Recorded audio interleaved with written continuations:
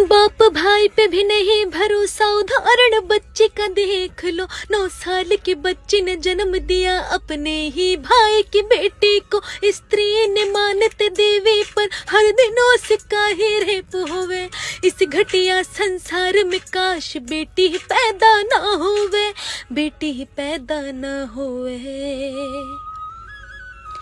कहाँ गया वो समाज जो भागी बेटी को गोली से मारते। अगर बेटा रेप भी कर दे तो उसके कर्म कांड ये छुपा लेते।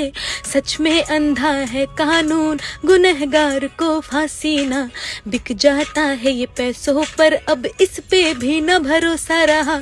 ऐसे लोगों को फांसी न देती, डरती है क्यों ये सरकार। रेपिस्ट घूमे सरे आम पैसों पे, बिकता है इंसान।